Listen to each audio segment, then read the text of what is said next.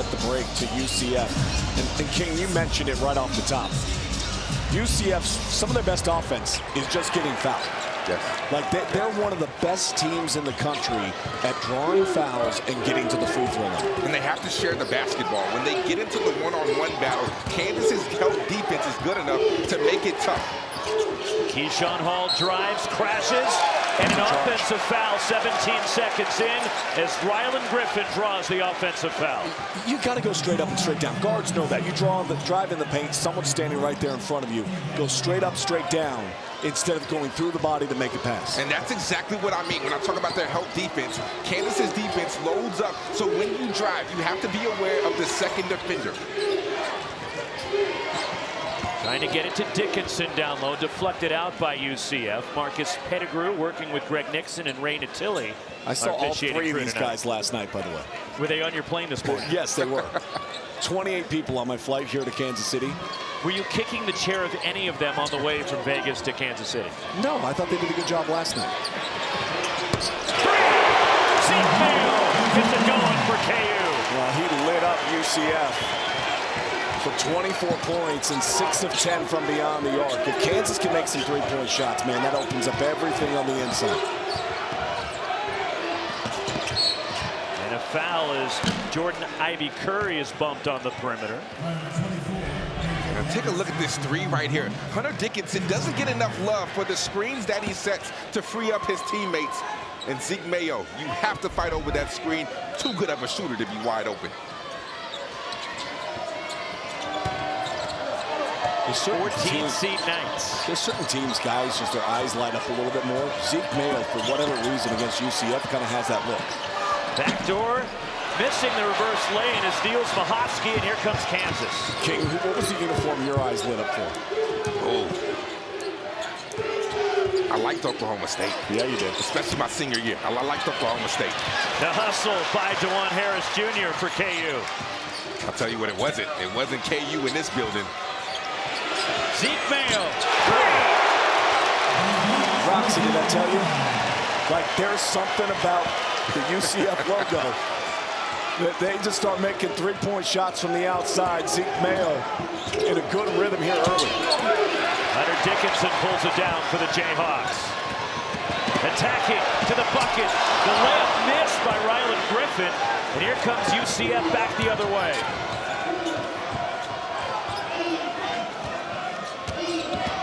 Darius Johnson gets inside, has his shot blocked by Rylan Griffin. And we've seen time and time again, the help side defense by Kansas has been spot on.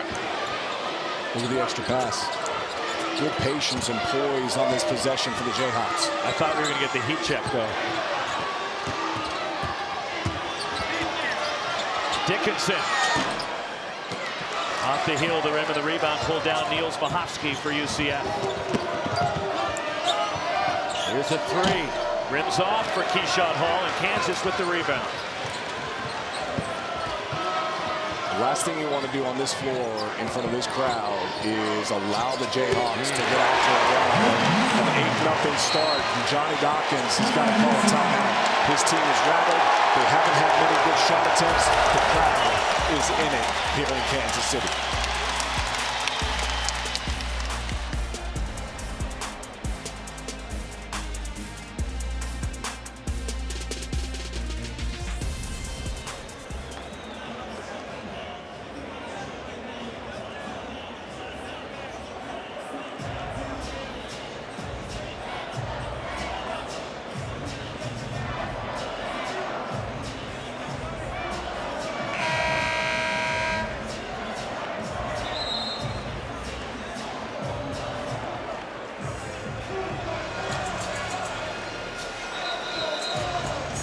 Zeke Mayo starting off hot. You let him see a few go in early, you could be in for it. Very long night, getting it done. UCF can't leave him open, but I'm so impressed with his pace off of a ball screen, and he gets to that float game, it's automatic money. He's been great so far, King, and all of those shots just so wide open. The breakdowns defensively for UCF not staying attached. If you were looking at the starting lineup, the one guy you've got to stay attached to on the outside, Zeke Mayo. 100%. And UCF is not known to be a really good defensive team. They can turn you over if you allow them. You don't have good ball handlers, but they're not a really aggressive defensive squad. Wouldn't go for Zeke Mayo. The rebound, Mustafa Cham for UCF. But those were Johnny Dawkins' teams. His first 8 years, King, at UCF. They were good defensively. This has been an anomaly for Dawkins this season. Yeah, but this team is so offensively gifted. And when you look at guys like Darius Johnson, look at the guy with the ball right now, Curry. One-on-one, he can get cooking. Keyshawn Hall, leading scorer in the Big 12. Cham can step out and shoot the three. They are offensively gifted. I think Cham saves them a lot of times on the backside rim protection when they get beat. But they're not great defensively. No, they allow their opponents to run too much of their offense. Opponents are averaging over 15 assists per game. That's at a very high clip, and they're not disruptive. The best teams in the country are disruptive at the defensive end of the floor. Darius Johnson to the bucket. It breaks the seal for UCF. But I'll tell you one thing, they can score with the best of them. You let Darius Johnson or Curry get cooking, this could be a very, very long ball game. And it was Jordan Ivy Curry that got him going last night. He was questionable to play because of an injury, missed the last 2 games of the regular season. He responded last night with 15, but got them off to the start they needed. But one-on-one, he's just so gifted. And I think that's the problem that they run into sometimes. They try to play one-on-one basketball, but when Darius Johnson, the way that he's been playing in the last 5 games, averaging over 20 points, he is the catalyst for this team. I mean, he's a senior. This is his last year to play at this level, and you can tell he's going out with a bang. Well, that timeout from Johnny Dawkins, his team has responded with 4 quick points, and maybe more impressive is they're forcing Kansas to have to play one-on-one basketball. They have not established Hunter Dickinson at all yet in this game.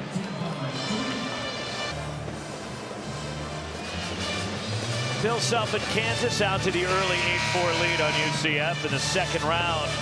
And you look at the Kansas Jayhawks, home versus road, the last few years under Bill Self. But this one's kind of a pseudo-home game, right? Well, it is, but they've lost 5 out of the last 6 outside of Allen Fieldhouse. And, you know, this is outside Allen Fieldhouse. It may not feel like it when you're sitting here, but they've got to not fall in love with the perimeter shot. They have not established their inside presence at all. Only 2 points inside the paint. KJ Adams flips it up and in.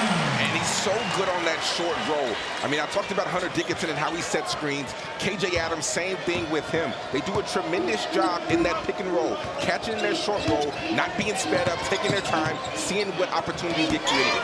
Missing inside is Mustafa Cham. Here comes Kansas running it back the other way. To the bucket, DeJuan Harris. When a guard changes direction like that and steps over the top of the defensive player and they open up their hips, it becomes so easy for them to score. Great job by DeJuan Harris to change direction. Look where he put the ball on the glass. Darius Johnson way up, but it's cleaned up underneath by the 7'2" freshman from Senegal, Mustafa Cham. I like him. I think he's going to be really good. I think he's an NBA player. I mean, I'm watching that matchup right now. The way that he's grown throughout the season, his touch that he showed yesterday, Roxy, with the game that we did. And you don't see that a lot from guys who are 7'2", especially with his feel for being an elite-level rim protector. Darius Johnson, the steal and the lay-in in transition.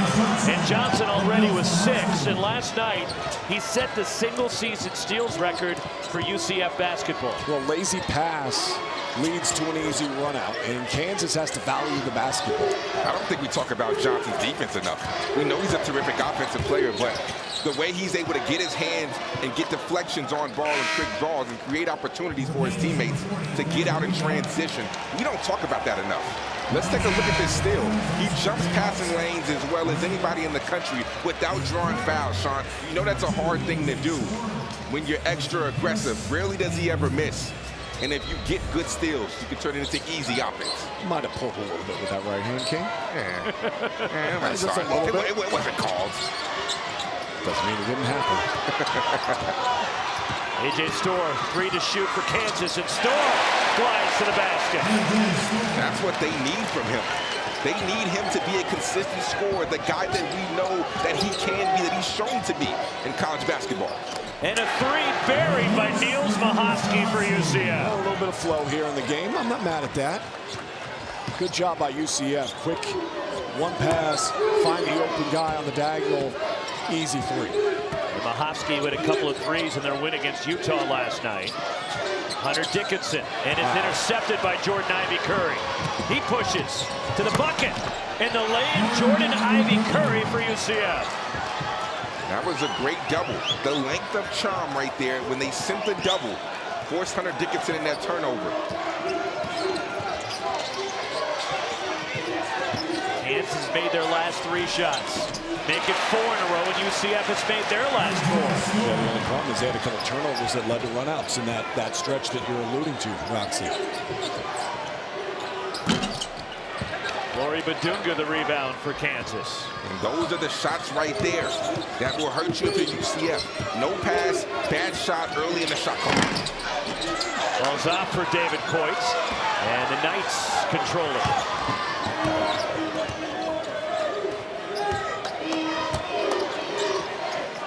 UCF has won 4 of their last 6.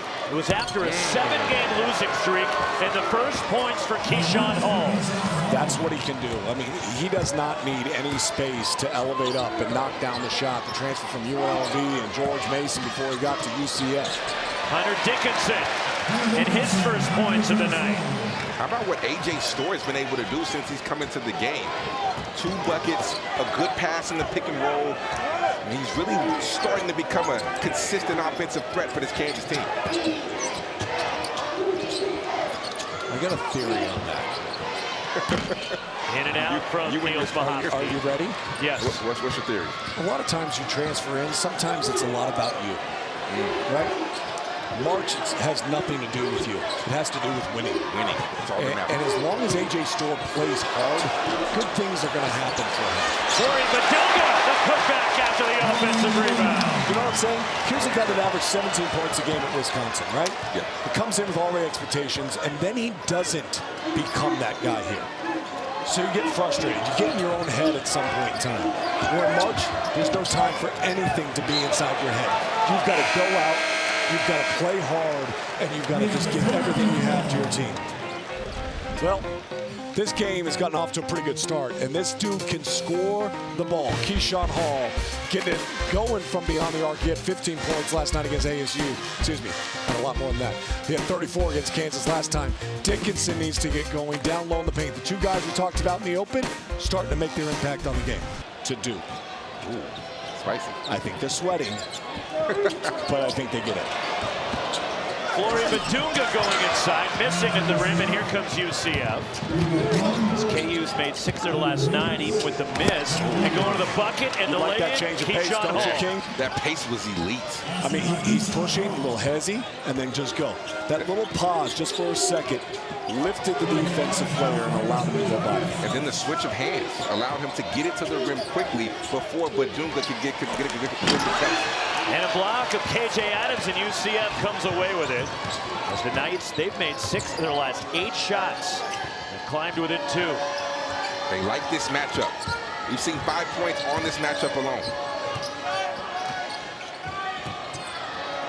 Darius Johnson fumbles it away. KJ Adams, the drop-off, gliding in, A.J. Storr. Beautiful job by KJ Adams to do the dump-off. Better job by A.J. Storr not anticipating that KJ Adams was going to shoot the ball. He got out there and made himself available. A.J. Storr the rebound. I like that matchup better. Put Adams on Paul, get Badunga off of him.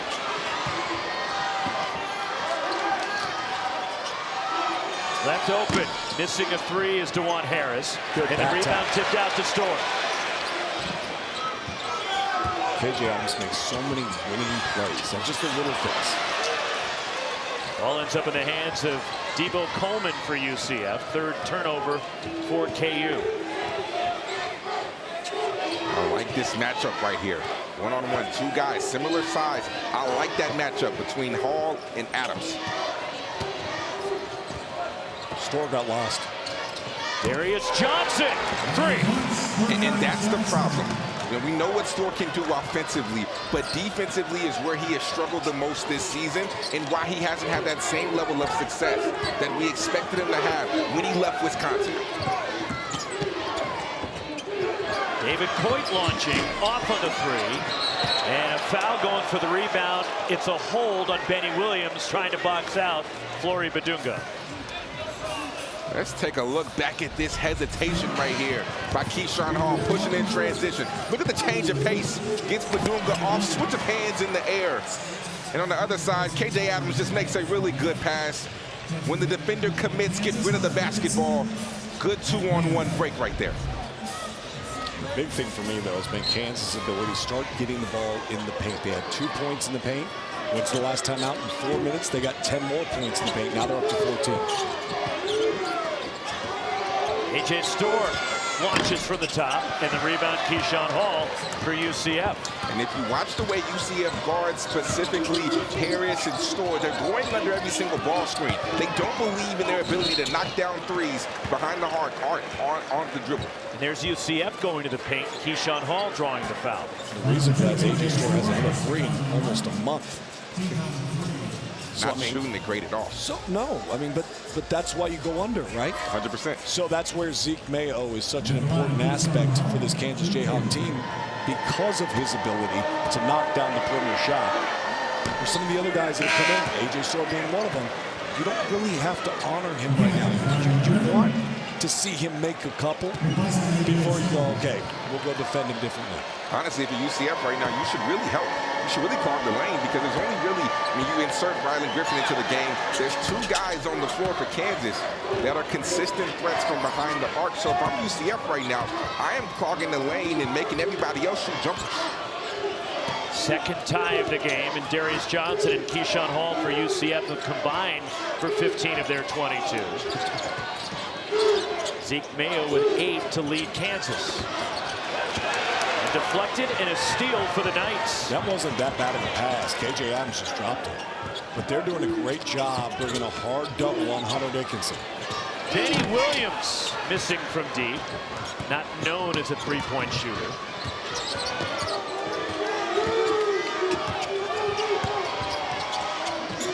The kick. Zeke Mayo.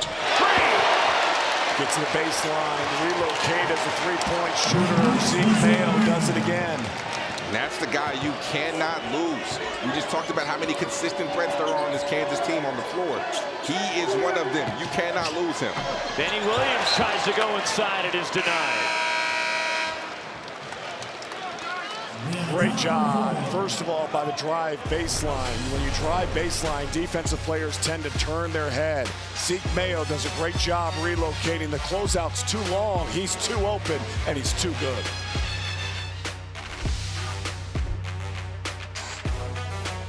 Wait. Yeah, I'll work on it. Leave me alone. Tell you one thing Kansas has done a great job of. We talked about UCF's ability to get to the free throw line. Only 2 free throws so far in this game. Oh my goodness. The strength right there by Keyshawn Hall. One of the most underrated aspects of his game is his ability to play off 2 feet, bump you up, and explode to the rim. That was a high-level finish right there. That ball deflected by Jordan Ivy Curry, and the Knights come away with it. UCF looking for their first lead. Inside 7 minutes to go, first half in Kansas City. The winner gets Arizona tomorrow night in the quarters. Mustafa Cham way off on the 3. And the air ball goes to Kansas. Let's take a look back at this Keyshawn Hall bucket, because look at this. Hesitation, go. But he doesn't have anything, so he bumps Hunter Dickinson off. Hunter Dickinson is no small dude, Sean. So to be able to get that separation on the bump and explode over the 7-2, big man of Hunter Dickinson is absolutely elite. I'm glad that you pointed out that Hunter Dickinson is not a small dude.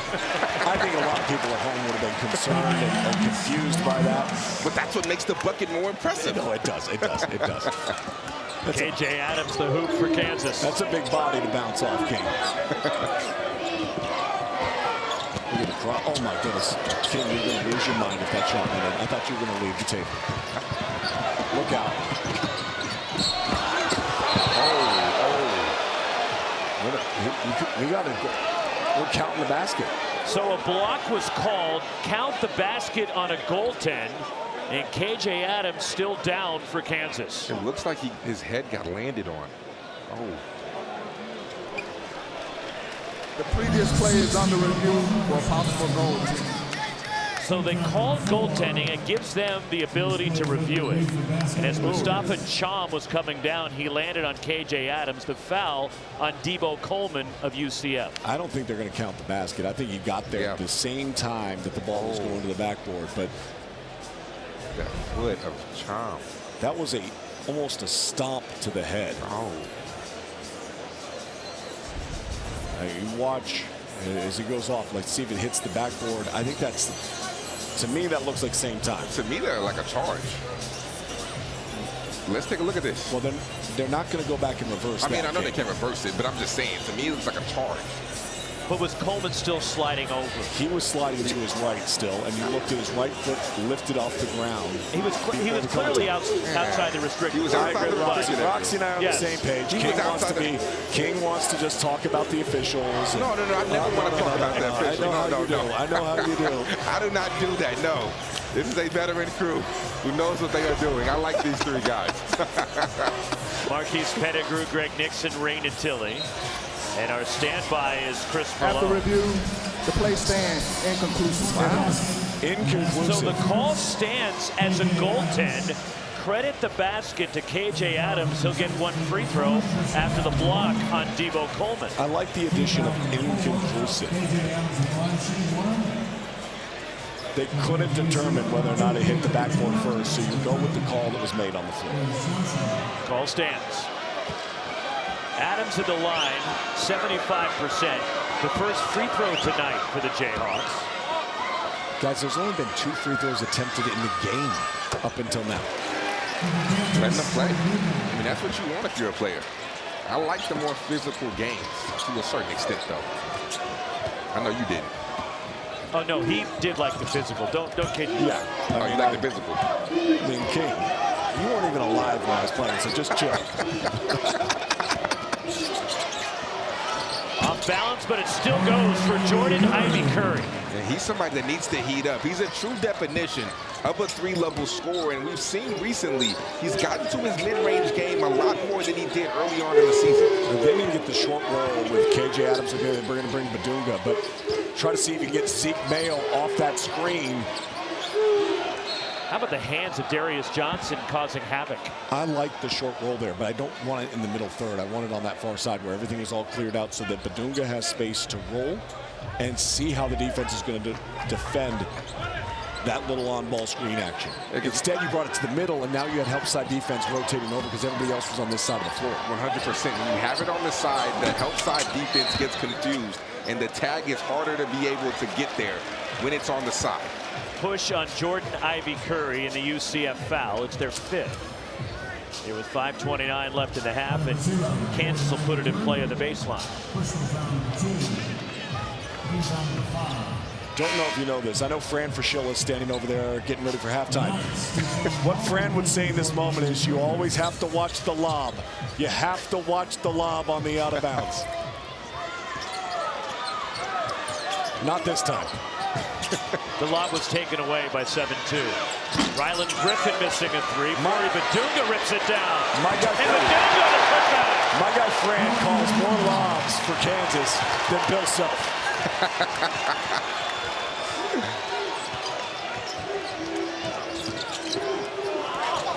Right to the bucket, but it falls off for Darius Johnson after a good move. Good kick. Ryland Griffin. And the rebound grabbed by Niels Mahofsky, but taken right back by KJ Adams. Flory Badunga. Adams on the offensive glass, and UCF secures it, and it's Mahofsky. And to your point, Sean, this is an extremely physical game. Things that we would typically see be fouls, they are being let go in tonight's matchup. Well, Badunga could help himself by being stronger at his base when he left the floor. I mean, he was out of control, and the officials didn't give him the call. Keyshawn Hall goes baseline. That's a problem. Okay, you cannot have Harris on Hall. You can't. Because his length and his size can overpower Harris every single time down the floor. And if you're Johnny Dawkins and you see that, you go back to it time and time again.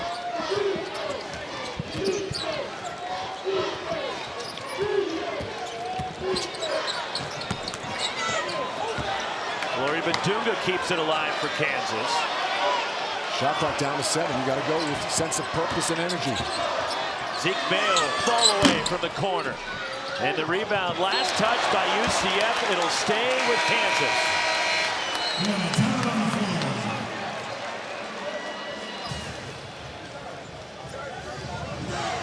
ESPN's exclusive presentation of college basketball is brought to you by Principal. Let's build a retirement benefits. Keyshawn Hall, that's a better question.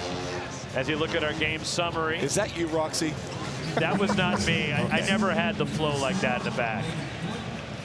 I think you did at some point. No, never did. I did have a bowl cut, though, back in the day. Everybody did. That's like the low taper fade thing right now. What you know about a taper fade? It's massive. I got young kids. They teach me all the memes. Nice pass by Hunter Dickinson to Flory Badunga for the layup. Good job working inside. The double team comes, and the opposite big's got to relocate to a space where Hunter Dickinson can find him. Badunga did a great job on that possession. Well, that was Dickinson's best possession when it comes to passing out of the double team and actually getting it to a person to score. He's turned the ball over twice in that scenario. Look out. Keyshawn Hall fouled, will get to the line. Let's go back to this because look how patient he is. He doesn't try to force it. And he's able to find with no backside help. Dior Johnson, you'd like to see him come down maybe, take that away. But when Hunter Dickinson takes his time in the post, he's not sped up. He's at his best right there. The key, though, was where he started. Badunga starting high and diving to the opposite block versus staying low. When you have double bigs on the low block, it's a lot harder to have that proper spacing. And it's also important when you send the double, you have to play on the top side, and the double has to come from underneath. If it comes from the bottom side, typically bigs do not see that, so it makes it harder for them to pass out. 5-point lead for Kansas. For the Jayhawks, as Sean, you keep talking about the points in the paint. 22 of their 34 have come in the paint. Going inside again. And Hunter Dickinson can't get the putback. The length is bothering Kansas right now. They're rushing their shots underneath. Keyshawn Hall, 3. Timeout, Kansas. Every time you think you can knock him out, Keyshawn Hall says, hold up, wait, I got something for you. He's had a big first half room from the players, didn't you? 100%. And to me, Sean, I mean, tell me if I'm wrong, but it looks like just a motivated kid. I mean, a kid who wants to win and wants to prove everybody wrong because he feels like he got snubbed. And that was very, very visible on his Instagram and everything that he posted. The roll for KJ Adams, who has 9 for the Jayhawks. Right there, that's something we saw last night when UCF played. They get into the 2-3 zone, false zone, and then immediately match up out of it.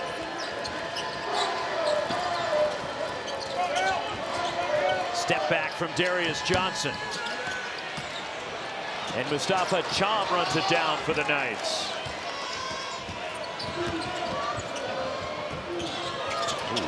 Dior Johnson missing from the corner, and Kansas pulls it down, and here comes DeJuan Harris.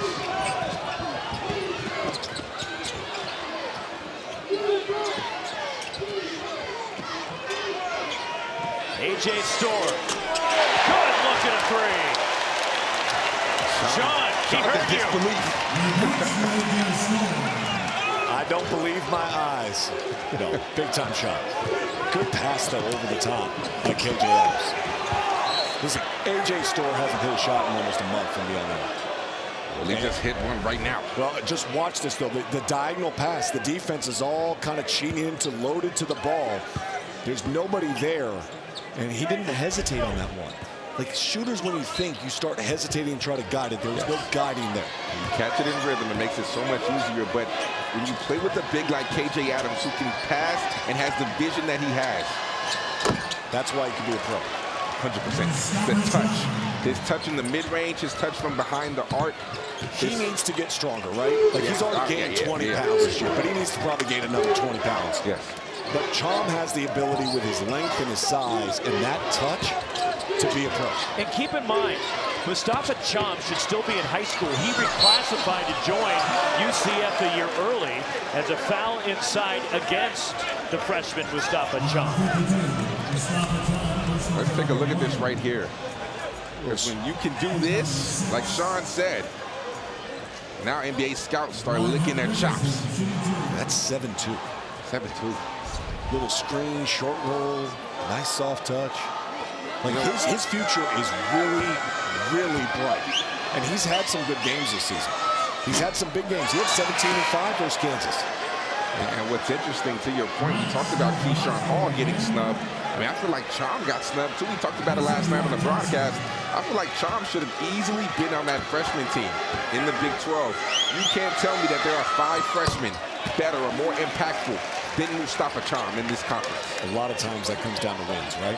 I mean, yeah. Like, the people that are voting on that are voting based on wins. But it's about production. When you talk about individual awards, I get it. I'm not arguing talk about individual awards. I didn't vote. I did not vote. So would you have voted for him on the president? Yes.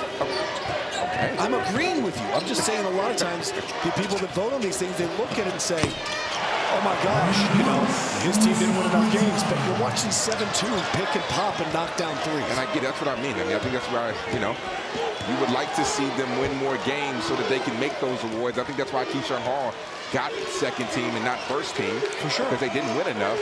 But still, you can't argue with production. Chom's three pulls UCF to within 3, and Kansas milking it for the last shot. Hunter Dickinson. The pass across through the hands of KJ Adams, and a turnover. Let's take a look back at this Chom 3 because he has been so impressive.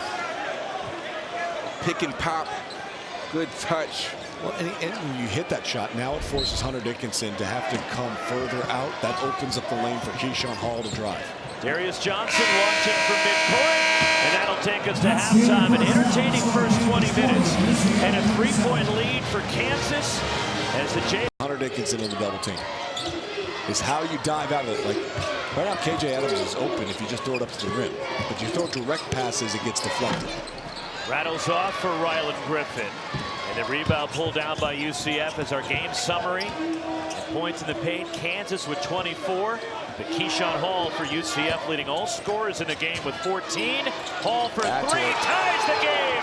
17 for Hall. Can't leave him open on the first possession of the second half. I mean, he's the guy that's been cooking for UCF. And a complete breakdown defensively by Kansas. Hunter Dickinson inside. And that one rips out. And the rebound grabbed by UCF, but on the baseline, Jordan Ivy Curry, it stays at this end. King, how much of that is the length? That's exactly what I was about to say. I was about to point it out, but let's go back to this Hall 3. KJ Adams, you're helping too much. You have to stay attached when you know this young man is scoring the way that he's scoring. But I was about to go back to a point that you said. The length of Chom, I think, is really bothering Hunter Dickinson. Gets the roll this time over Chom. Right? Didn't turn into the double team, rolled away from it. Good extension over the top. Well, you can tell that Chom is playing on the top side. In that specific situation, the top side was his weak side, so that means his strong hand. Oh, my goodness. Sorry, wait. His strong hand, well, he was able to get to it because of the way Chom was playing it. Roxy currently right now is trying to figure out, why am I still here? You want me to take the rest of the night off? No, you can stay, please. Okay. This is what we're talking about, though. Like, watch the entry pass here. See the double team, quickly just turn. Quickly turn, get over that right shoulder, extend up over the left hand. Don't give the shot blocker time to close that gap and alter and make you uncomfortable. KJ Adams. The one thing Hunter could do, and he hasn't really done, is utilize his girth and his strength to bounce him off of him to create that space, kind of like we saw Keyshawn Hall do to him earlier in the game. But also posting up on the right side. When he posts up on the right side, that means when they play the top side, his ability to be able to go to the bottom, to the weak side, he can use his strong hand. So I think that if they post up, intentionally, Bill Self will post them up on the right side so he can get to his strong hand away from the double team. KJ Adams fighting with Keyshawn Hall right now. Dropped off inside, and it's stripped from Mustafa Chong. Zeke Mayo. Hunter Dickinson hustling for the offensive rebound on the putback. There we go. Big fella starting to get involved in this game after a really quiet first half. Hunter Dickinson just 1 of 5 shooting with 3 points. He's got 4 already early in the second.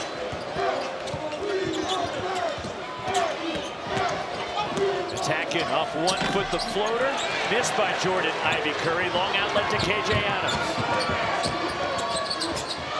DeJuan Harris off on the 3 and the rebound. Mustafa Chomp for the Knights. Graves Johnson turns it over. What the slap from Hunter Dickinson. Out of bounds. And it belongs to UCF. If you're Chom right here, let's go back to this Hunter Dickinson bucket. If you're Chom, you have to go pursue the basketball. Doesn't even jump, gets caught ball watching. And Hunter Dickinson is way too good for you to ball watch and allow a player of his caliber to get an easy putback. Kansas needs to value the ball better. Starting to get a little sloppy. That possession right there, if I'm Bill Self, I'm going, guys, come on. Like, we got a 4-point lead. It's our ball. Let's work and get a really good shot attempt here. And instead, Harris dribbled right into traffic and just lost control of it. But unfortunately, that's been an ongoing theme for Kansas, especially in the second half of the year. Since February 1st, Kansas is 5-6. It's unheard of. Yeah. I mean, you think about Bill Self era, that you don't see 5-6. Especially when I was playing against these guys. And down the stretch. In the lane, it rattles out for Niels Mahovsky, and Kansas the rebound. I'm sure you're like 5-6. Where was that when I was in the league? Where was this Kansas team when I was playing? Hunter Dickinson, 3! We'd like He's to come out welcome. strong here in the second I'd half. like to welcome Hunter Dickinson to the Big 12 tournament. And Sean, that's what happens though. You know this better than anybody. When you get a few going easy by the bucket, now you can expand your range and go to the outside. And oh my goodness, there is Johnson. Getting the 2 feet, going through the big's chest. He's as good as anybody in the Big 12 when it comes to playing off of 2 feet. DeJuan Harris gets in the paint.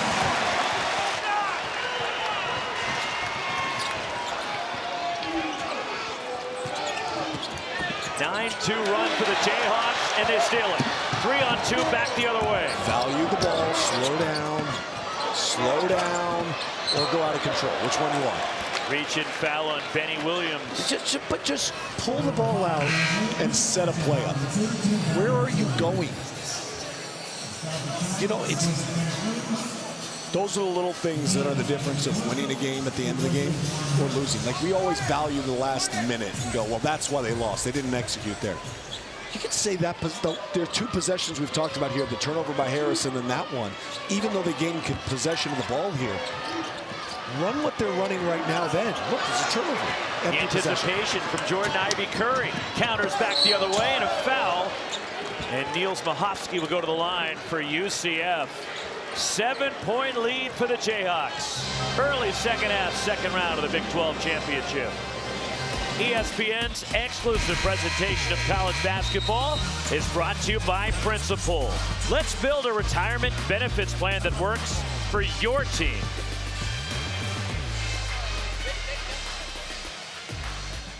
Another one? Points. He did get 5 rebounds. But in the first 4 minutes of this second half, he got charged up with whatever they told him in the locker room, and his teammates are doing a really good job of finding him in positions where he can be successful. 7 points, 3 rebounds already in the first 4 minutes. And he's up to 10 points, 8 rebounds, and that's allowed Kansas to expand out this lead from what they had in the first half. They've already +4 here now in the early stage of the second half, and a lot of that has to do with Hunter Dickinson, and undoubtedly, Bill Self challenged him at halftime. And I want to see what Johnny Dawkins said to his guys, specifically Chom in that timeout. I thought he did a tremendous job in the first half, like you said. But so far, early on in the second, it has not been that case. What adjustment will Chom and Johnny Dawkins make moving forward? Niels Mahovsky makes both free throws, trims the Kansas lead to 5. And that's the adjustment that we see. The 2-3 zone, they go into it. We saw it work last night against Utah, and that's what got them the lead. But they, out of the 2-3 zone, they're quick to match up out of it. Hunter Dickinson, his second three of the second half. Hunter Dickinson spacing the floor. Right back, UCF and Mustafa Chom. Definitely should have been an and one. Got him on the arm on the dunk. Should have been an and one, Sean. I'm just happy to dunk it. Zeke Mayo for KU. A lot of times with Chom, he lays that in. He's got to bring that power component to the game. Largest lead of the night for Kansas. But going inside, Jordan Ivy Curry answers for UCF. I'm here for the scoring. You got to see some stops, though.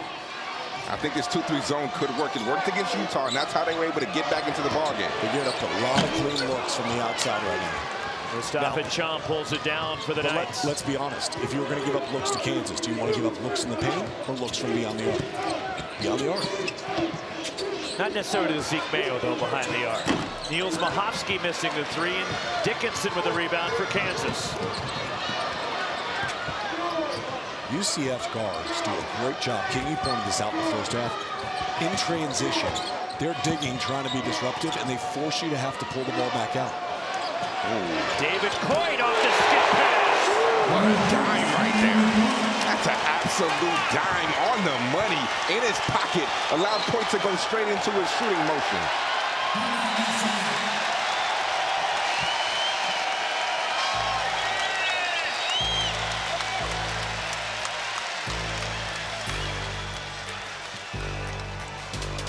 A little back and forth action from the bigs. Look at this. Hunter Dickinson with the pick and pop. You better get out there because he is hot. And on the flip side, Chom catching this lob. Take a look. He got fouled. Nonetheless, good flush. And then Hunter Dickinson showing us he's more than just a scorer. Look at this dime on the money. Good screen by KJ Adams. Good shot by Coit. But the way Hunter Dickinson is playing, your team has no other choice but to celebrate like that.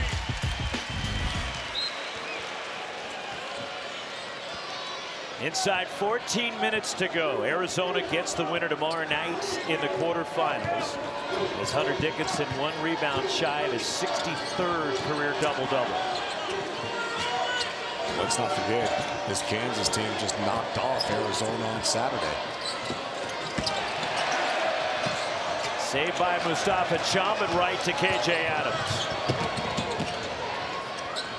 AJ Storr. 2 threes tonight for Storr. Largest lead for the Jayhawks. What you got to say now, Sean Farnham? Last week when I was home, I watched the movie Miracle. That's a great hockey movie. Foul. We'll get Mustafa Chom to the line. I'll tell you this, though. He's wide open from the outside. Great ball movement here. Watch KJ Adams settle, be strong on 2. Uncontested. No hand in his face. This is who AJ Storr can be, right? Like, I mean, the best version of AJ Storr is really good. I think that's the frustrating part for all of us. Last year, he averaged almost 17 points a game in Wisconsin. With his 12 points tonight, it's just the 7th time this season he's been in double figures. They were preseason #1 in the country, and in large part because of who they went and got in the transfer portal. And AJ Storr was a big part of that. And while it hasn't worked out great, if he plays like this team's going to be a problem. Yeah, but you know one thing, playing for Bill Self, you have to buy into both sides of the floor. So yes, his scoring is phenomenal, but if he's not doing those little things that Bill Self wants, it can be hard, but they definitely need his scoring production. You are right.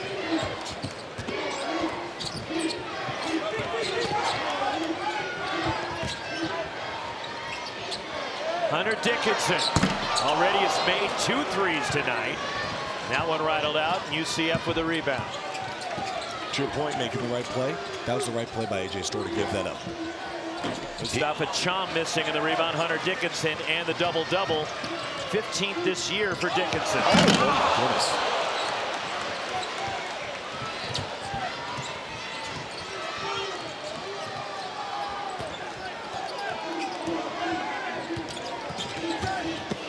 Darius Johnson to the basket. That's a great split right there. When the big hard hedges and doesn't close that gap on the ball screen, you split immediately. Good job. David Coit missing the three. And KJ Adams has it punched away, but the foul by a frustrated Debo Coleman. Let's go back to that last play, though. Watch this. And who you want to watch is Hunter Dickinson. Freeze it right there. He is giving up too much of a space. This is a wide open lane because he's pinching away and moving away from where the ball handler is when there's nobody there. The screener has already left. All he needed to do was pinch in instead of stepping away. You got to close that gap, but good decision right there by Darius Johnson to realize that and split immediately. Here comes Keyshawn Hall for the Knights. That's like a running back seeing a hole, just like that one was. Sliding in. Stop the ball in transition. Number one rule. It's simple. How many times did your coach at UCLA go over that? That was a long time ago, huh? That's a trick question right there. No, we always talked about stopping the ball.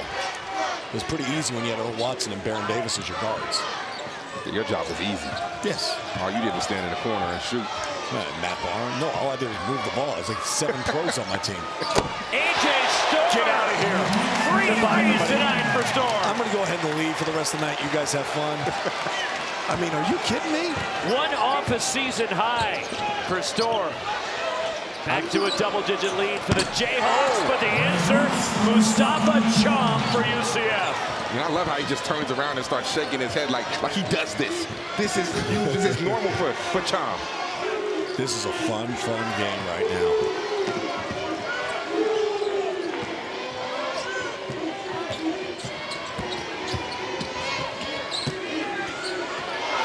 KJ Adams tries to muscle it up and in, but here comes Darius Johnson out of the pack. Debo Coleman, 3.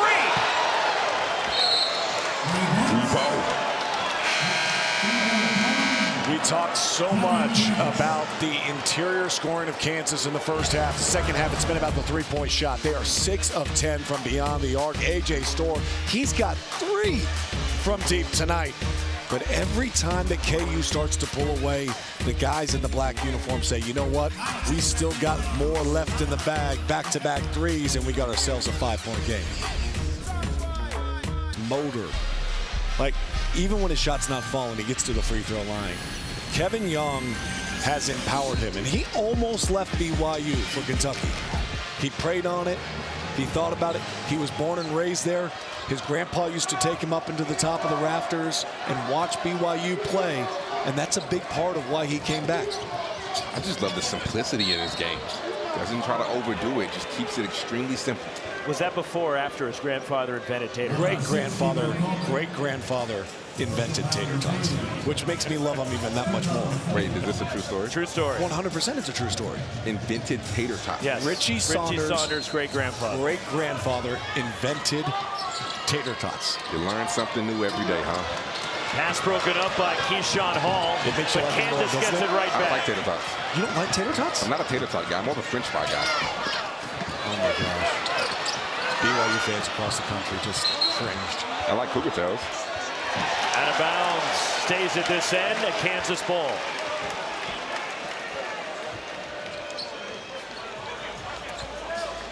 But are you a Cougar Tail ambassador? No. Oh, don't hate me, BYU fans, but no. No. Sean Farnham is an ambassador. They don't list ESPN. They put Cougar Tail ambassador. You're a different type of guy. There's nothing better than an 18-inch donut of delicious gold when you go to BYU. No. I don't need, that's the last thing I need. You look out. Zeke Mayo walked. Not like you. That's true.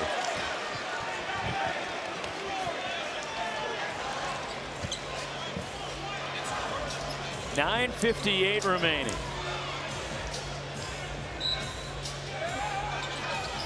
Can I also point out one thing that Kansas has done an outstanding job of tonight? Not letting UCF live at the free throw line. They averaged 23 attempts per game. Debo Coleman launching a three. The ninth made three for UCF. They're 4 for 6 from downtown in the second half. UCF shares the basketball. When they're able to play for their teammates and not get caught up in that one-on-one battle, they are really, really good offensively. Where was Hunter Dickinson going there? I mean, just dribbled right into the double team. Wide open. For the lead. First lead tonight for UCF. 12 straight points for the Knights. King, that started, though, because of Hunter Dickinson's turnover. Because of how he turned it over, they were not settled at the defensive end of the floor, and that gave up the wide open three, and it's been back-to-back possessions. Let's take a look at this, because when they moved the basketball, as we alluded to earlier, Keyshawn Hall, known as a scorer, but if you leave a guy like Debo Coleman open, he can easily knock it down. And like you said, that turnover leads to a wide open shot. Live ball turnovers will kill you.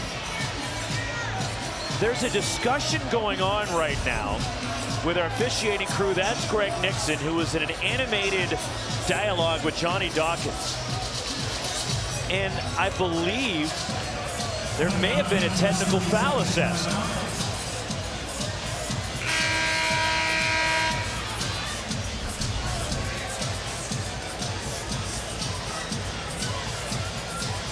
Oh, yeah, Keyshawn Hall. They didn't give it to him, though. We're not shooting free throws. They gave him a warning. That's pretty lenient. Yeah. Johnny Dawkins there trying to play the peacemaker with Greg Nixon after he Johnny Dawkins is tried to get his point across. Yes, he is. You know, typically in those scenarios, refs are quick to call a T, especially when you look at the opposing team's bench. So no technical, but certainly a stern warning from Greg Nixon. 12-0 run, UCF with their first lead of the night, and a foul on the Knights. Okay, so one of the things, Roxy, you mentioned, and King, you said live ball turnovers, they hurt you. 8 out of the 11 turnovers that Kansas have been steals. 17 points off of those turnovers. Bill Self's team has got to do a better job of controlling the basketball in the final 9 minutes of this game. Ryland Griffin behind the screen. The three rattles out, and the rebound secured by UCF.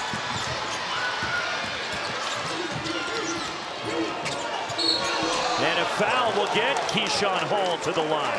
And that's what he does. He'll get you in transition, but when he gets that angle, Sean, he goes through the defender's body. He seeks out the contact, and that is how he continuously lives at the free throw line. Not necessarily tonight, but when you watch him play, especially last night, one of the reasons why he leads the conference in scoring is because of his ability to draw out contact. One more for Hall. Selection Sunday, 4 days away, and ESPN has you covered beginning at 7 Eastern on ESPN. Bracketology presented by Lowe's at 8 p.m. on ESPN, the NCAA Women's Selection Special, followed by on ESPN2 Women's Bracketology at 9, and then Men's Bracketology at 10 Eastern on ESPN2. Inside to Dickinson, across to KJ Adams. When you swipe and go for the steal on the double, it often takes you out of position if you don't get it. The backside help has to be there when you try to front the post. Great pass. Where's the defense going? J.J. Taylor, and a foul on Hunter Dickinson.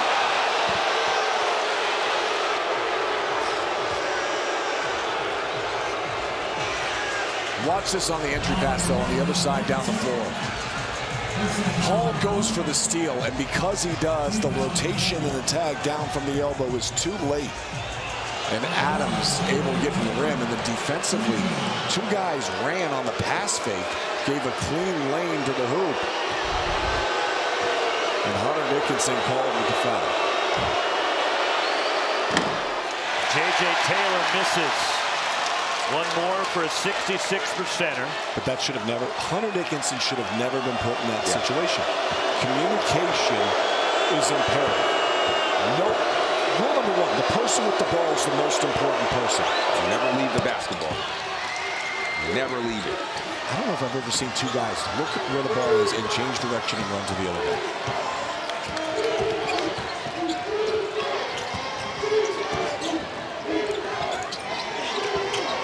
Gotta look down low.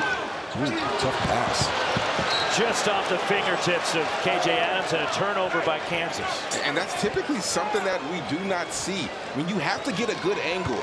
And DeJuan Harris, a veteran point guard, one of the best passers in the country. That type of turnover, that type of mistake, we've seen a few uncharacteristic plays by him tonight. We've seen that throughout the course of the year. Even that Texas Tech game late at home, he had an uncharacteristic turnover. Listen, it's a 15-2 run right now by UCF. Kansas needs to exhale a little bit here and get dialed back in with some composure.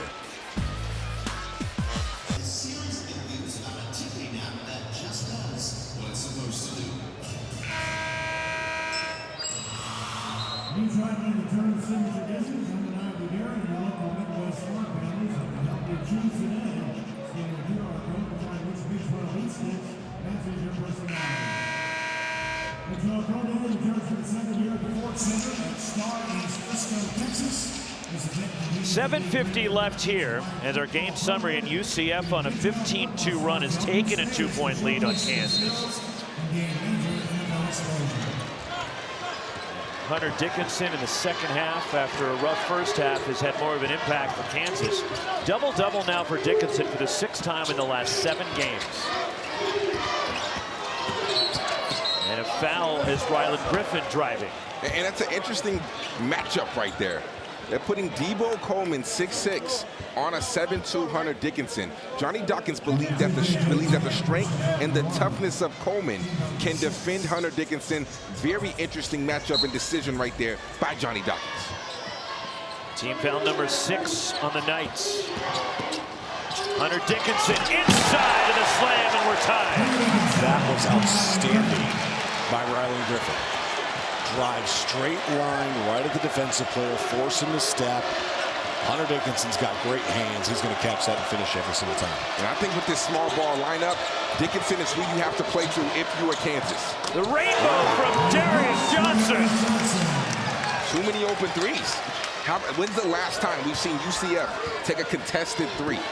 UCF averages under 9 made threes per game. They have 11 here tonight. That was an awful pass. What is he doing? Right to Darius Johnson. There goes another one. Too strong for Debo Coleman. The long rebound. Here comes Zeke Mayo. Ooh, that's a hard foul. And Mayo. And they're going to review it. The rule on the floor is a common foul on Darius Johnson. Yeah, he and they'll check head. to see if it should be upgraded. I would say this is a 99% chance it's going to be a flagrant one. I would agree with that. Any contact to the above the neck. And it's a swipe. Watch this. Swipe at it, yeah. I mean, that, come on. That's a given. Definitely a flagrant one. The previous play is under review. This should be a one look, and yep, that's an F1. Let's move forward. And you can say, well, he was trying to block the shot. That's fine. Everybody understands what he was trying to do. He missed. And the contact was a direct blow to the head. Correct. Yeah. And that is excessive. Yes, he missed. But to my point earlier. But he didn't miss Zeke Mayo. He didn't. But to my point earlier, Roxy and Sean, they have to play through Hunter Dickinson. But this isn't the time that Hunter Dickinson needs to pass. Hunter Dickinson needs to look to be aggressive when Debo Coleman is on him because of the size differential down low. And the officials just indicated to me it is going to be upgraded to an F1 here. After review, the play has been upgraded to a flagrant 1 for excessive contact to the opponent's head. That means 2 shots for Zeke Mayo, and Kansas gets possession. Flagrant 1 on Darius Johnson. Easy call. Easy. Yes. And I don't understand what Johnny Dawkins is upset about, because if that was his player that got hit in the head like that, he'd want the flagrant 1. It doesn't mean, again, that Johnson meant to do it. Yeah, it wasn't malicious intent. Otherwise, he'd be ejected. Yeah, it just so happened when he swiped for the basketball, he hit him on the head. Regardless of intent, contact to the head, flagrant one. I think the referee's got it right. Zeke Mayo nails both. He's got 16 to lead Kansas. And because of the flagrant one, the ball stays with KU. And the Knights clinging to a 1-point lead. Off the inbound. Beautiful definition. Dropped in, Hunter Dickinson. And that's what they have to attack. I mean, if you're Johnny Dawkins, it might be the time to get Chom back in the ballgame.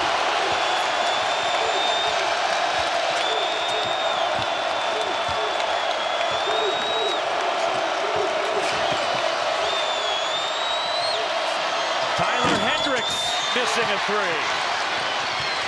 A.J. Storr pushes. Denied by Tyler Hendricks. Keyshawn Hall. Short of the three and DeJuan Harris. Ahead for K.J. Adams.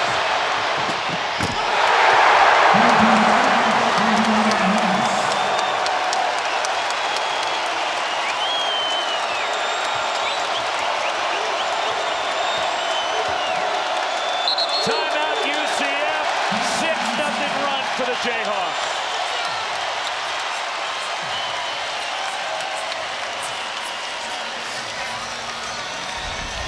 Great execution. Bill Self so good and out of bounds underneath.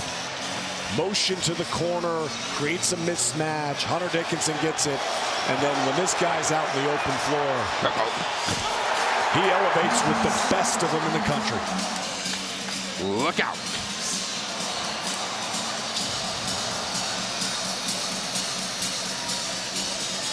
So after UCF came storming back behind a 15-2 run, leading by 3. 6th straight for Kansas to reclaim the lead. And that's all been from the last time out.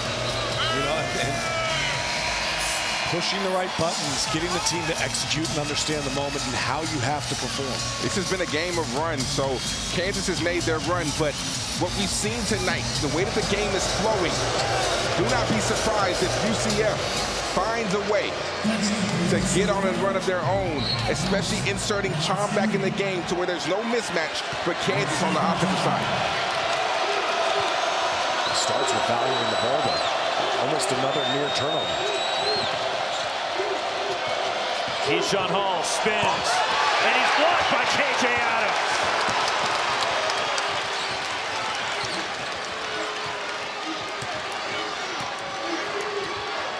I just love the fight of K.J. Adams. I mean, I get it.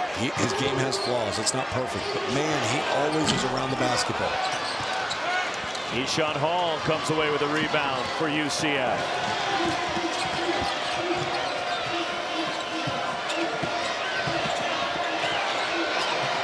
Good one-on-one defense right there by Adams.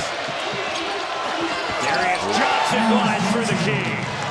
Their guards will keep coming downhill over and over again. If you think you can lift up out of your stance and relax for a second, they are driving you.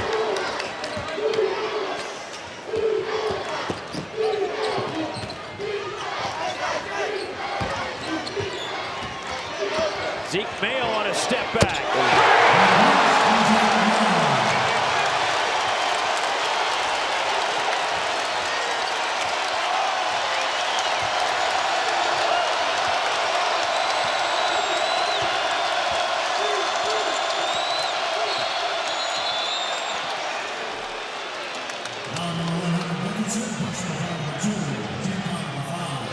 Let's go back to this Mayo 3, because this is such high IQ.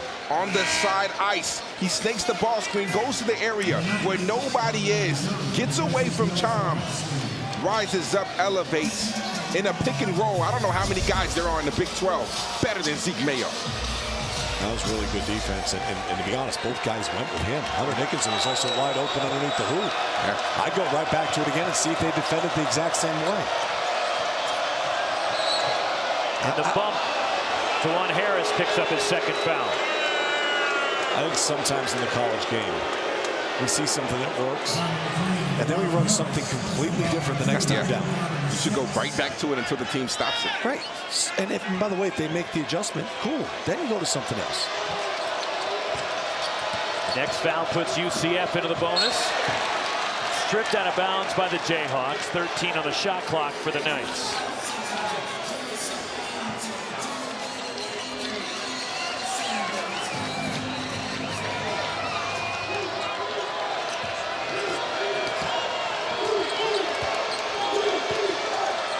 Five on the shot clock for Darius Johnson. Whips it inside. Mustafa Chomp can't get the roll. Run down by Keyshawn Hall. Launches a three. He's got ice in his veins. Confident shot right there. I mean, that was huge. Tracking down the loose ball and just no hesitation from the corner. Dickinson, the drop step. Hunter Dickinson on the step through, can't get the shot to go. And UCF grabs the rebound. And that's the biggest difference right there. When we saw Coleman on him, Hunter Dickinson was able to easily get into rhythm and get to his hook shot. Right there, put the length of charm on him. Different story. DeJuan Harris, the foul, puts UCF in the bonus for a 1-and-1. Down one with 3:16 to play. And Keyshawn Hall came into this game as the go-to guy, and he wants to go to take this team to the next round. Settles his feet, knocks it down. They'll be at the free throw line with an opportunity.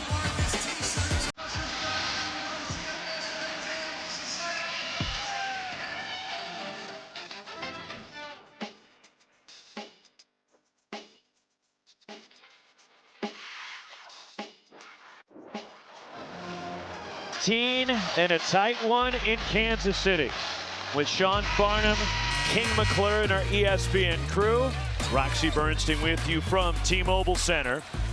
Our leading scorers in the game, Darius Johnson to the line for a 1-and-1 with UCF down one to the Jayhawks.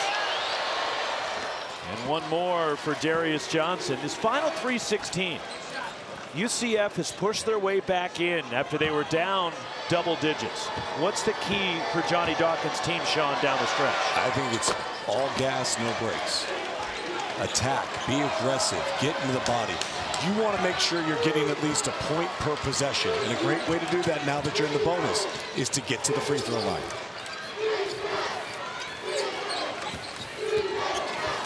On the other side, King.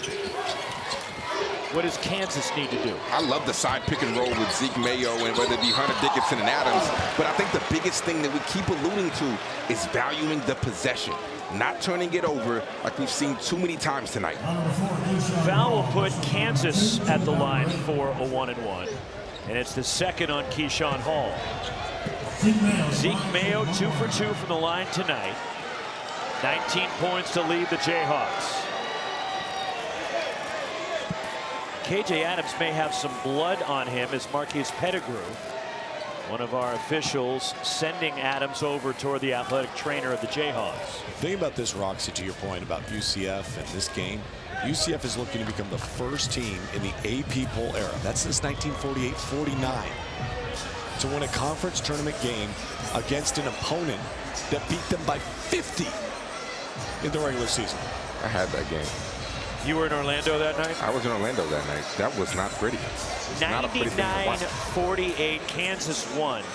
It was the widest margin of victory by a road team in a Big 12 conference game in the league's history. I don't doubt it. I mean, it's almost as if UCF, that was the game that Jalen Sellers tried to come back, and UCF just laid down. And that was the one of the few times that we've seen this UCF team lay down this season. One more for Mayo, and Johnny Dawkins' team has won 4 of their last 6, including the win last night over Utah in the first round of the Big 12 Men's Championship. And Kansas seesaws in front.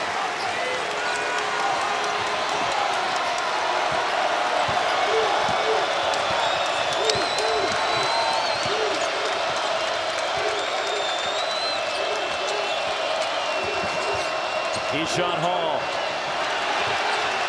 well defended by KJ Adams. And then Hall dribbles it out of bounds. Off his leg. And right there on the pick and roll, he had Dickinson step out. Chom should have rolled to take away K.J. Adams. However, Chom stayed right there, which allowed K.J. Adams to get back and play that elite level defense that we just saw.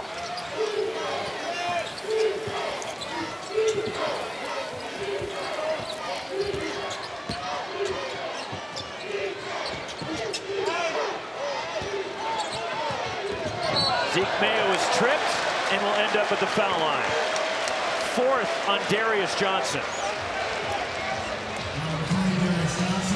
Again, Zeke Mayo working that on-ball screen, initiating the contact through his change of direction and change of pace. The snake on the ball screen, I think that's something we don't see enough college guards do. On a pick and roll, snake, get to the other side and see your options. Mayo hits the front end. And in this case, get to the free throw line and knock him down. When he started the game hot, he's ending it hot. He's up to 22.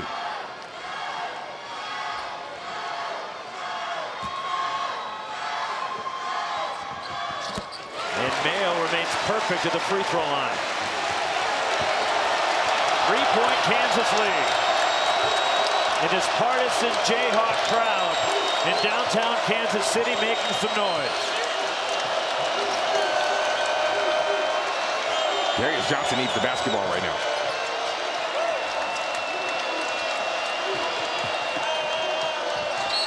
And a foul will get Darius Johnson to the stripe for UCF. And that's why he needed the basketball. He is the point guard. He is the catalyst. This is such a strong drive, going through the defender's chest, seeking out the contact, forcing DeJuan Harris' arms to come down. 4th foul on DeJuan Harris. Darius Johnson, 82% from the line.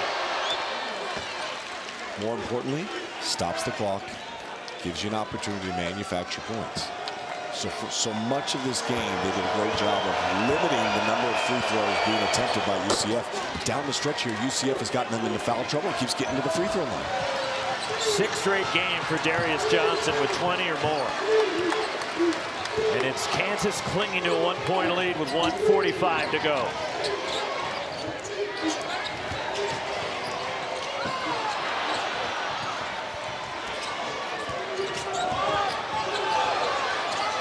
Hunter Dickinson.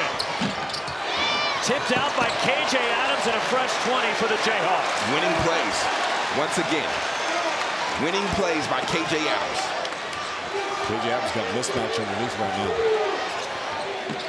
They try to get it to him. Adams stumbles, and if that's Johnson, he is fouled out.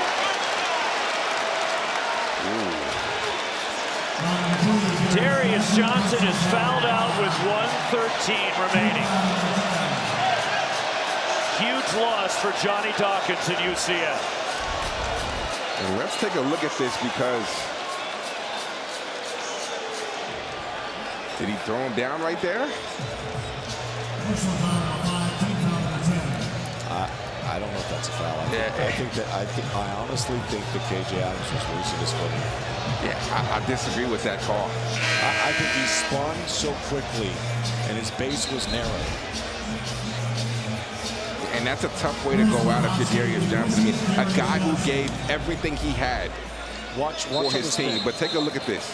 But look at the hand. I mean, the hands at the swipe end, on yeah. the left hand. The hands at the end, yeah.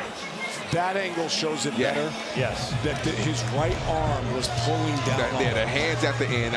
Can you apologize to our friends in stripes now? I take back. Correct call. I take back what I said. Okay. All right. I don't. I can own up to my mistakes, Roxy. That's what the true definition of a real man. No, I'm talking about Farnham. He didn't own up. You did. Farnham will never own up. No. I'll just tell you this. What that shows you, by the way, for the fans at home, we show multiple angles, right? There are certain angles where it doesn't look like it's a foul. Then there's others where it clearly was a foul. And that's why positioning of officials on the floor are so important, that they are consistently rotating in sync. That's a really great point. That's a really great point. K.J. Adams takes advantage and nails both with a double bonus there. Approaching a minute to go in a three-point game. And UCF without their point guard for the rest of the way. Don't need a three. Keyshawn Hall takes it anyways. Mustafa Cham, the offensive rebound. We're going the other way. Kansas ball. Didn't need the three there. You have multiple possessions here. You're down by 3, and as great as Hall has played, that wasn't a great shot. But that's what happens when your point guard is on the floor. Your point guard, Darius Johnson, did more than score. He set the tone. He's allowed everything to be set through him, and he kept you under control. And Kansas, work late, side on ball screen. KJ Adams rattles out, and the rebound tip to Jordan Ivy Curry. UCF with the ball down 3. Ivy Curry gets loose. 3! Tie game!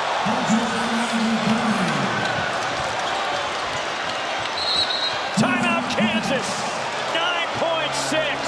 What a shot from Jordan Ivy Curry to tie it for UCF. He settled so perfectly into that shot.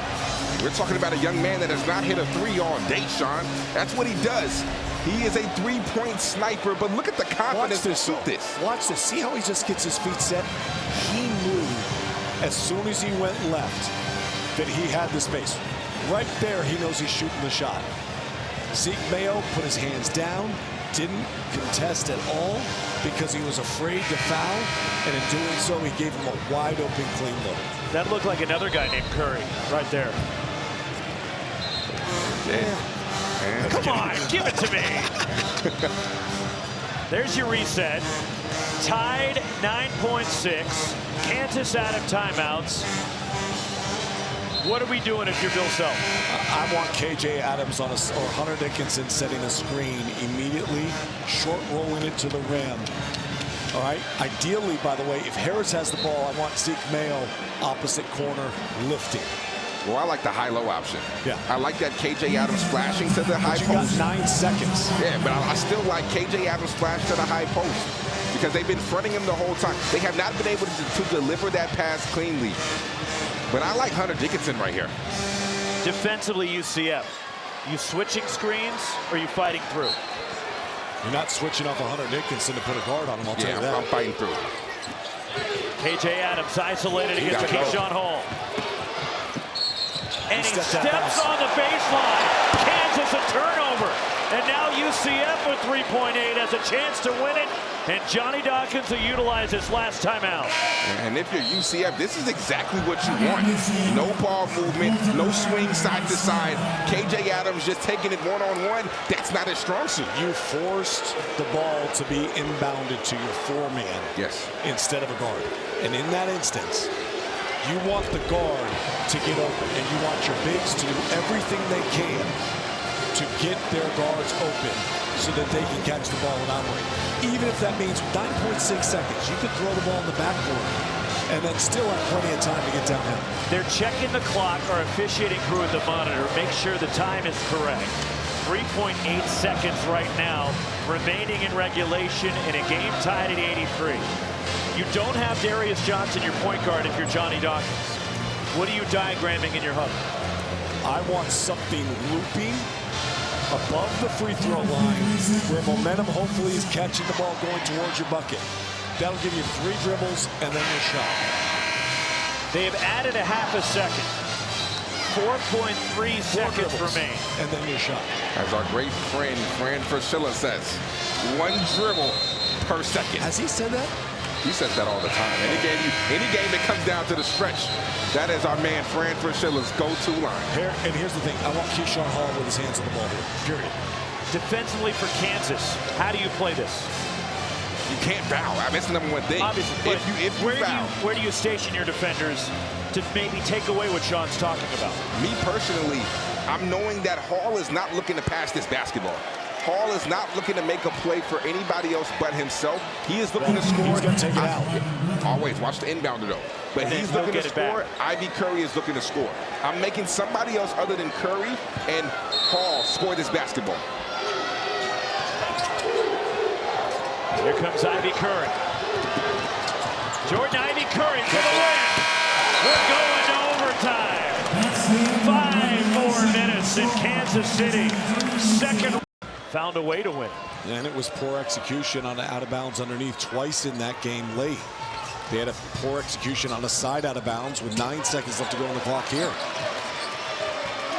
Those special situations can make the difference of winning and losing a game. And to reiterate King's point, UCF has to go the rest of the way without their standout point guard, Darius Johnson. The steal, Jordan Ivy Curry. Braces up the floor. Out of control. Yes. Arrow will stay at this end, UCF ball. Here's the biggest key. When you get to overtime, what team, not physically, but mentally can stay sharp in the moment? And UCF makes a great steal. If you have a bucket, go get it.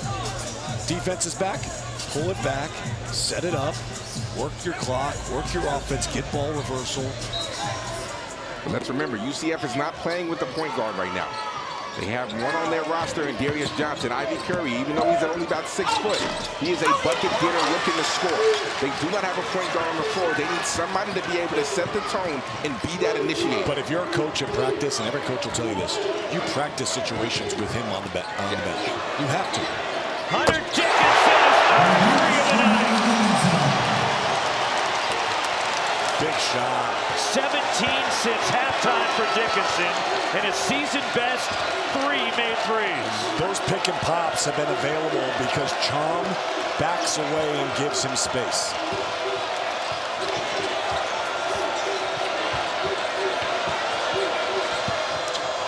Keyshawn Hall, foul. And what makes this so tough, Sean, is that sometimes Dickinson will roll, sometimes he will pop.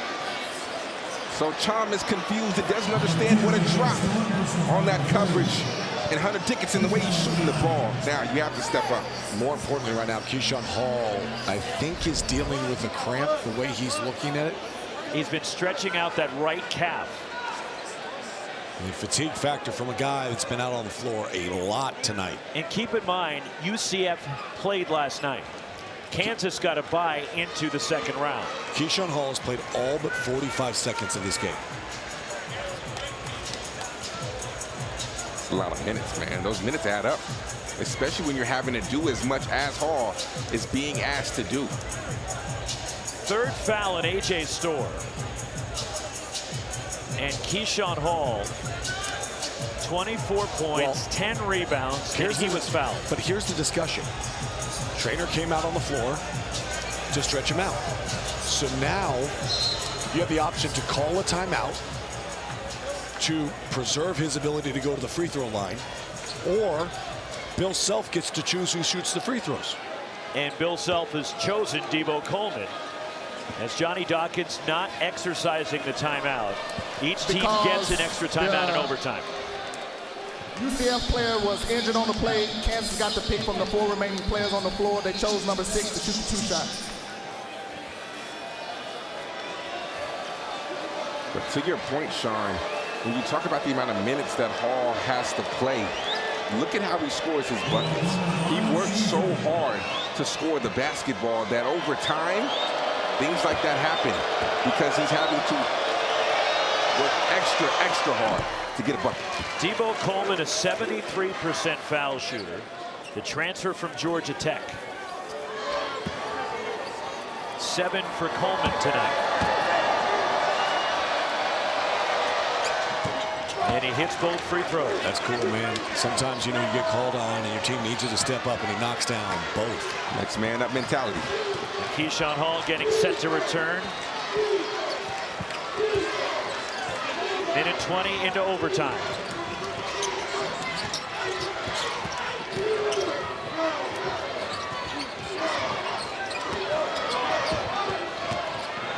Juwan Harris and a whistle. Block shot Mustafa Chom, but a foul called on UCF. And it's on Jordan Ivy Curry, his third. They got him on the body on the drive. That's one of those plays where you know you have your big fella, you know you have your rim protector waiting to have your back if you get blown by. No need to foul right there if you're Ivy Curry.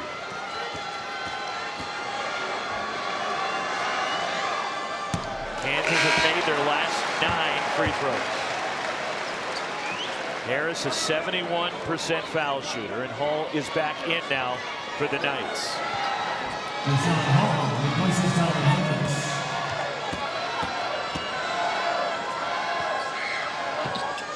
Kansas by 3.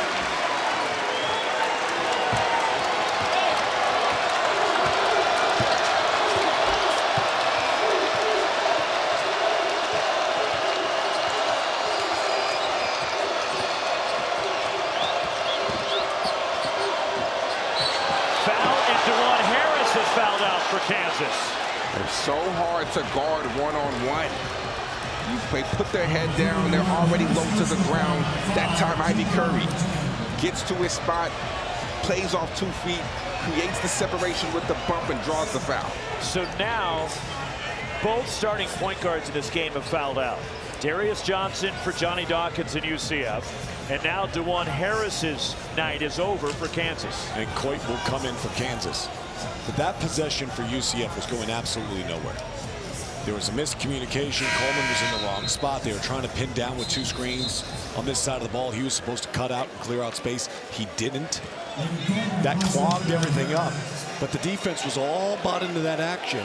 And then that left DeJuan Harris on an island by himself. 2 shots for Jordan Ivy Curry, an 84% foul shooter, who is 9th in the Big 12 this season in free throw percentage. Didn't play the last 2 games of the regular season, was questionable for the Knights into the Big 12 tournament.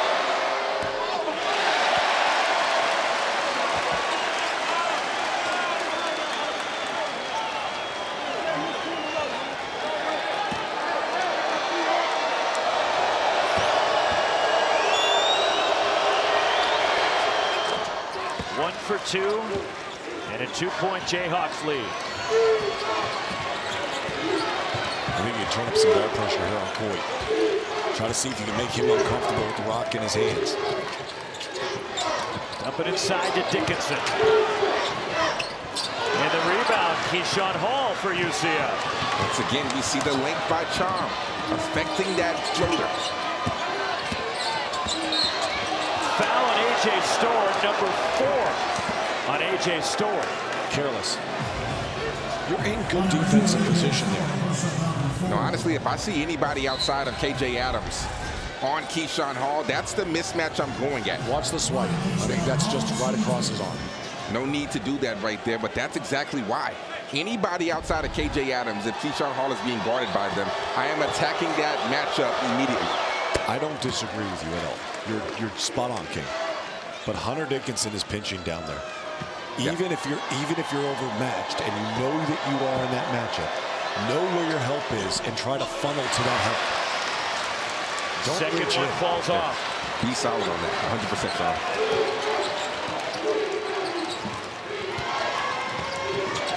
By the way, in this possession, if Keyshawn Hall does that same thing, I'd attack A.J. Storr again. That's a foul. Storr on the baseline, and Hunter Dickinson.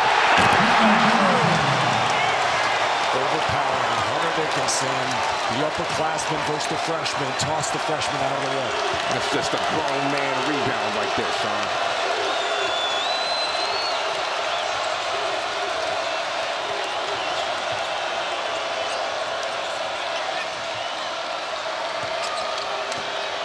Keyshawn Hall, way short on the 3. And one end of the floor, you got a lack of legs by Keyshawn Hall. At the other end of the floor, get out of my way, freshman. I see a ball, and I want a trip to night 2 for the Kansas Jayhawks. That was a strong, aggressive shove by Hunter Dickinson to clear out that space.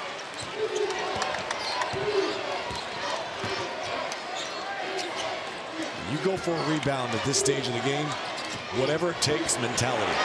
David Coit too strong. KJ Adams the offensive rebound for KU. The kick out three missed by Storr. And the rebound Jordan Ivy Curry. Here comes UCF in transition. Debo Coleman. Way off. Long outlet for Coit. AJ Storr to the basket. A season high for AJ Storr at 17 points. He's been huge tonight. Timeout, Johnny Dawkins. 1:10 to go in overtime. But it's created because they locked in defensively. Kansas has had some struggles this year at the offensive end of the floor. They go through times where they just don't connect quite as well. Two bad three-point shots by UCF has allowed Kansas to get to the other end. 5-point Kansas lead as we check in with Dallin in the studio.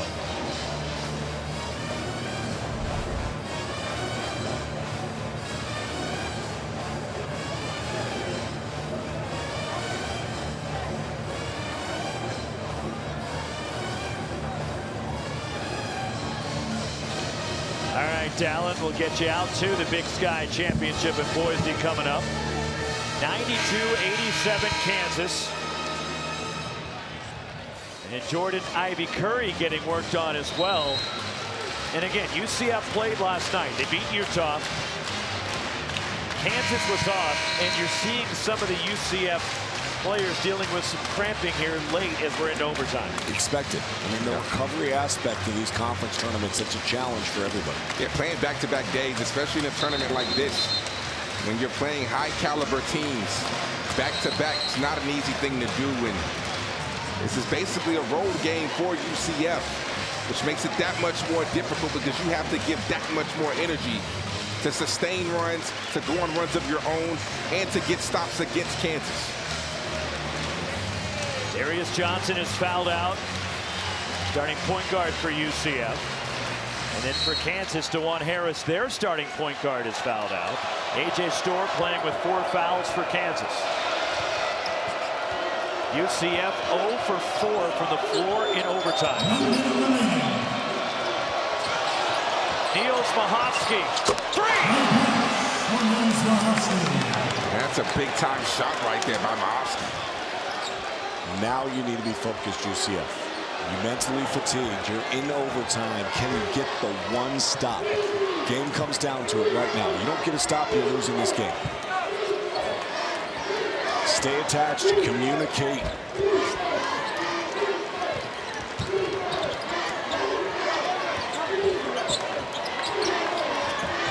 Zeke Mayo. Loose ball, UCF comes away with it. Keyshawn Hall fumbles it away out of bounds.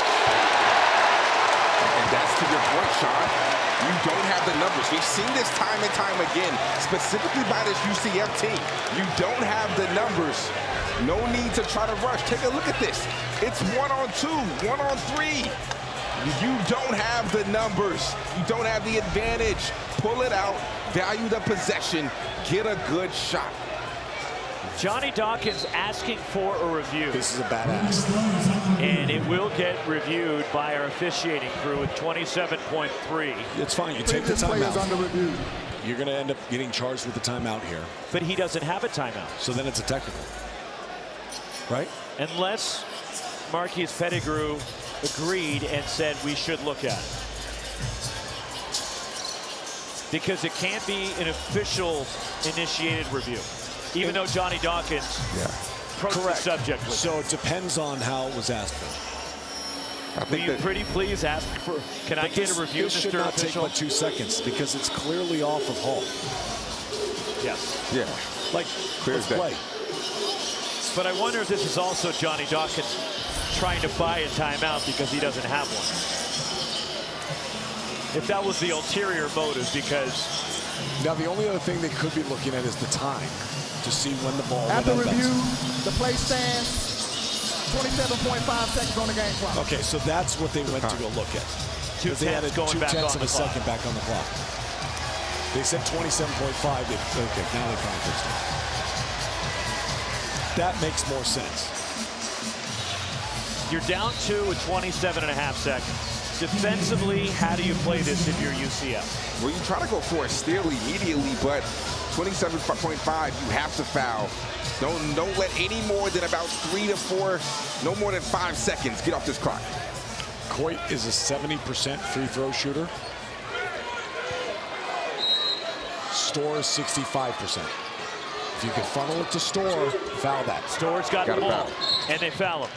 Second on J.J. Taylor. The Jayhawks have made 10 straight free throws. That's where you want at the free throw line right there. They left him open.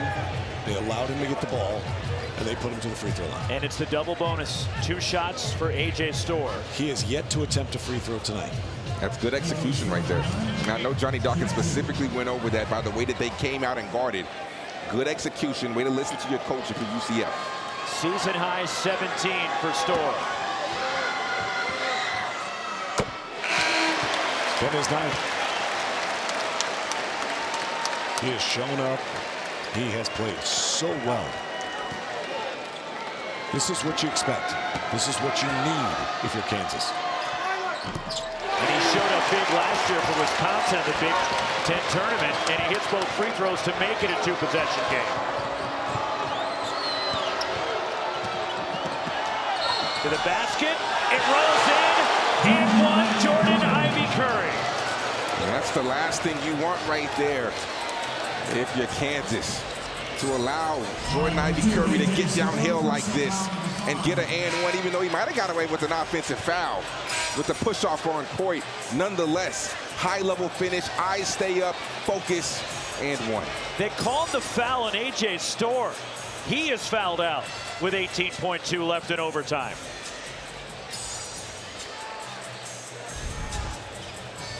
One free throw for UCF. UCF will not quit. I mean, they have brought tremendous effort, considering that they played here last night. You're in overtime. You're taking on Kansas, a team that beat you by 50 in one of the 2 matchups. And they have answered the call. I mean, they scored 46 points in the second half of this game to force overtime. Now you're going to be at the free throw line to make it a 1-point game with 18 seconds left to go. But are we really surprised when we look at the second matchup when these 2 teams met? I mean, the response by this UCF team, they were in Allen. They kept it close. It was about a 4 or 5-point game. We shouldn't be surprised by their effort and their competitiveness.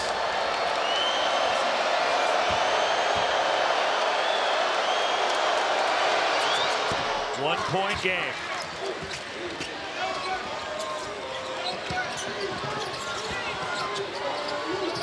Zeke Mayo bumped, and he'll shoot 2 with 16.6 remaining. Zeke Mayo, 83% on the season from the free throw line. He is 6 of 6 this evening. Not the guy. And you see now the biggest difference with Coit giving up that and one. If Zeke Mayo makes 2 free throws, it would have been a 2-possession game. Now because of that and one, he makes 2 free throws. It's still a 1-possession game, and now UCF has a chance to tie.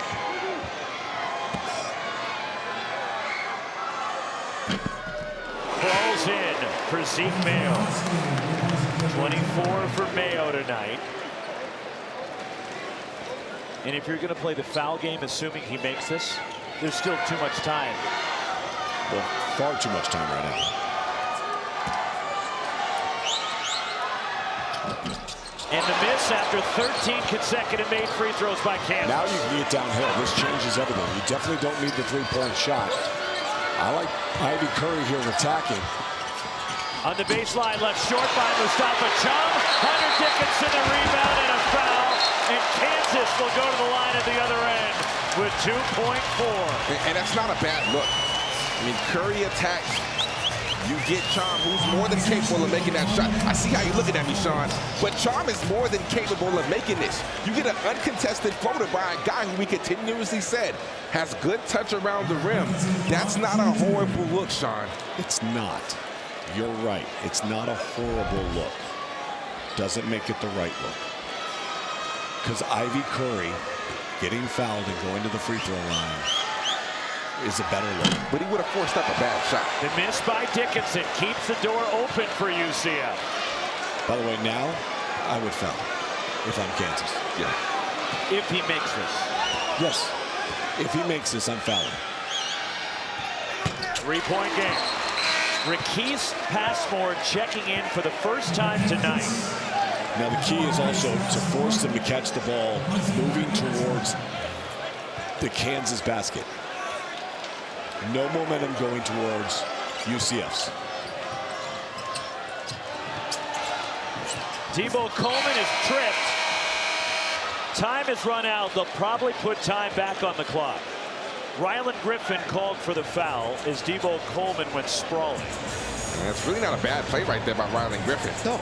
To send him to the free throw line on what wasn't a shot attempt, not a bad play. Actually a really good thing right there for Kansas. Now, what you're going to ask is you got to make the first. You got to miss the second, and you got to tip it in because there's not going to be enough time to do anything other than that. You're probably going to get about a half a second put back on the clock. But it's not like in a half a second you can pass it out to somebody. The foul occurred with 0.9 seconds left on the game clock. 0.9. So almost a full second, but still. Same strategy. Have to make the first. So 0.9 is where they put the clock. Debo Coleman, who is 2 for 2 from the line tonight. He will shoot 2.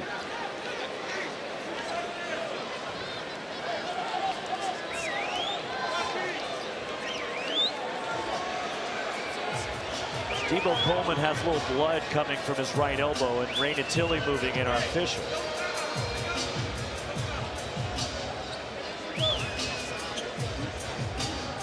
They don't see it. They don't see it. We see it. And it's dripping down his right elbow.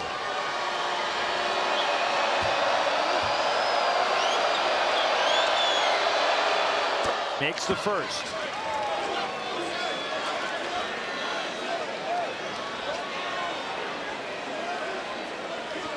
Now you got to miss this. And if you want to, Charm has got to be the best option to put it in. And now Ray Tilly notices the blood on the right elbow of Debo Coleman. Coming in from the side.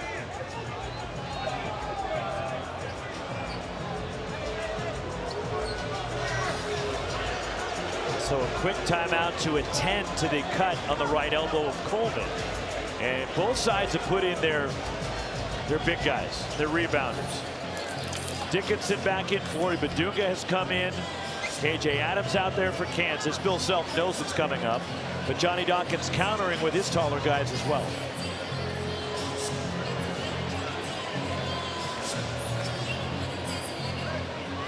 Plus some blood got on the floor. They have to wipe it up at the foul line. And they had to clean the basketball with the blood flowing down the right arm of Debo Coleman. They actually switched the basketball. They brought in a second ball. They're wrapping the elbow of Coleman.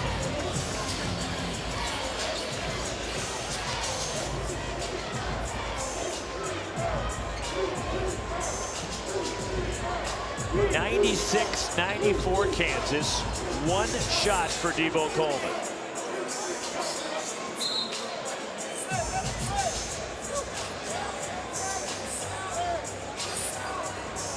Coleman will go to the line.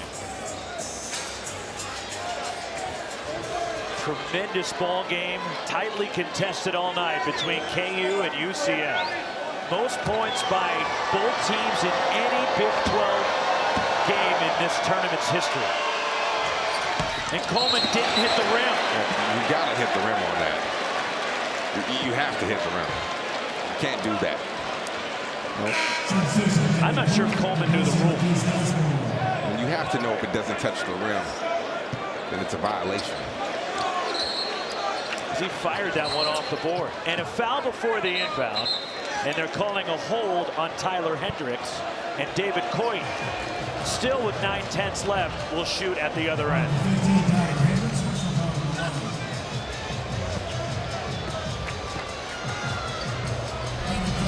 Watch Johnny Dawkins. I told you to hit the rim. Just didn't execute it. How many times do you actually practice that scenario? You should practice it frequently.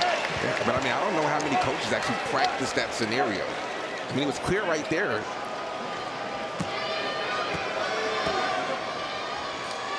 And David Coit nails both, and that should do it for Kansas. Heroic effort from UCF, but the Kansas Jayhawks find a way to get it done and advance to play Arizona here tomorrow night.